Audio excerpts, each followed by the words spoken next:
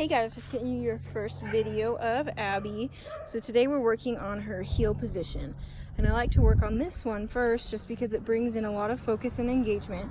And it kind of really establishes this relationship that I'm trying to help her understand. I want her to understand that she can't really see and react. She has to see something, think about it, and then pick the appropriate decision. So with getting her to understand that just comes with her understanding that she has to engage with me. She has to be on the same page and check in and understand what I'm telling her to do and how I want her to do it. So Abby, heel position is on the left hand side.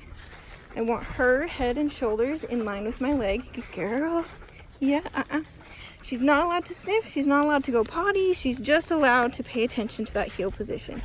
Good girl. She's doing, got a big shadow eye. She's doing really well with this.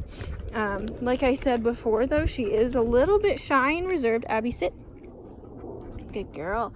Just because I'm asking a lot more of her than has really ever been asked of her before. I'm asking her to pay attention to this position, to not go out of the position, and to kind of check in with me and make sure she knows where she needs to be in relation to where I am. And she also has to pay attention to where we're going. I'm not going to give her all these signals if I'm going to turn left or right or pick up my pace or slow down or suddenly stop, anything like that. So she really has to be paying attention. And oftentimes, especially with dogs that are generally pretty good, they don't understand why there's so much being asked of them.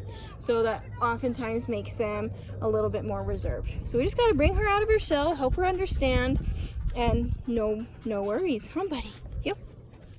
Good job. So heel is a command in motion. I never want to stand still and tell her heel and expect her to know how to get into position. Sit. So even though she is in heel position right now, I don't want to move and say Abby heel and expect her to come right back here. I want to say Abby heel and start walking. That way she can fall into position, and then when I stop walking, good girl, she goes into that automatic sit. If she doesn't do it, since it's not very much automatic right now, it's just a little bit.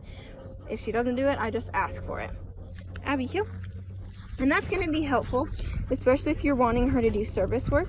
It's going to help you out when you're out in public. So when you stop walking and good girl, she just goes into that sit, you know, 1, she's paying attention to you. 2, she's not going to get into anything she shouldn't.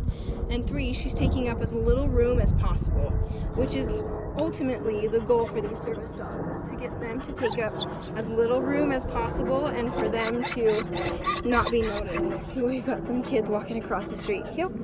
That's a little bit distracting, and that's really good for her. I need her to understand that no matter what's going on around her, she can't whine, she can't bark, she can't break her obedience. She just has to maintain that command. Good girl. Come on. Good. Abby, sit.